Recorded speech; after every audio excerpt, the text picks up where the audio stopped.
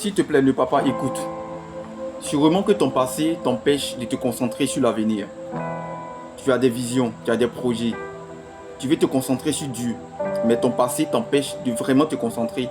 Assurément que tu as commis beaucoup de péchés. Tu as avorté, tu as menti, tu as volé, tu as braqué, tu as cambriolé, tu as fait vraiment beaucoup de choses qui pèsent sur ta conscience. Mais laisse-moi te dire que Dieu est un Dieu qui est capable d'oublier tout ce que tu as fait si tu es sincère et si tu viens à lui. Je vais vous parler de deux personnes qui ont commis des crimes vraiment graves, qui ont tué des personnes et qui est connu, mais Dieu les a utilisés. Je vous parle d'abord de Moïse. Moïse a tué un Égyptien. Pour ça, il a fui. Et quand il a fui, lui ne savait pas qu'en lui était caché l'homme fort qui était capable de libérer le peuple israélite. Et quand Dieu s'est approché de lui, sûrement il s'est rappelé de ce qu'il avait fait. Mais Dieu lui envoie dans le coin où il a tué quelqu'un. Mais sûrement qu'il a dit à Dieu, mais là-bas, moi j'ai tué quelqu'un, on me cherche même pour m'emprisonner. Et tu veux que je parte là-bas? Dieu dit oui, il faut que tu partes là-bas. C'est toi que j'ai choisi. Je mettrai tout à ta disposition pour que tu réussisses cette mission-là. Mais il ne savait pas lorsqu'il fuyait de l'Égypte.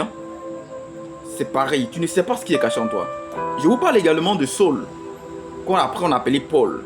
Paul a soutenu le meurtre d'Étienne. Il était là, il a attrapé les avis de ceux qui s'étaient déchaînés à tuer Étienne. Quand tu participes à un meurtre, tu fais partie des meurtriers. Tu es un meurtrier. Paul était un meurtrier.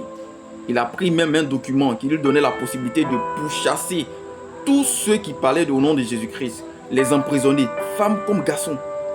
Il était vraiment dévoué à faire ce challenge-là.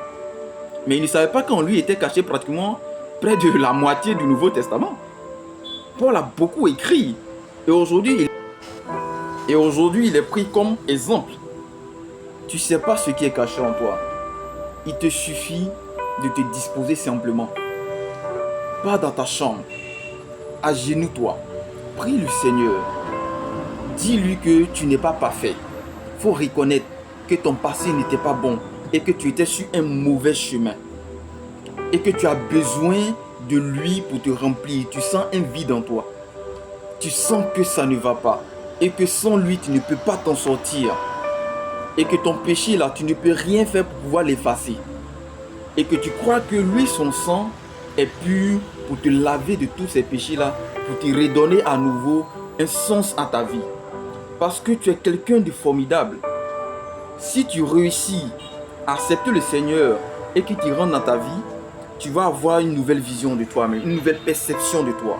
Il va te montrer ce que tu dois faire. Il va te montrer tout ce qui est caché en toi, le talent qui est caché en toi, ou les talents même qui sont cachés en toi.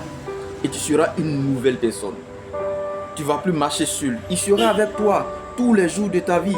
Il va déléguer 2 anges pour marcher avec toi. C'est-à-dire le bonheur et la grâce vont t'accompagner chaque jour de ta vie. Parce que tu auras choisi la meilleure source, le meilleur pourvoyeur, le meilleur qui subvient aux bons besoins, qui bénit et dont la bénédiction n'est pas suivie de chagrin.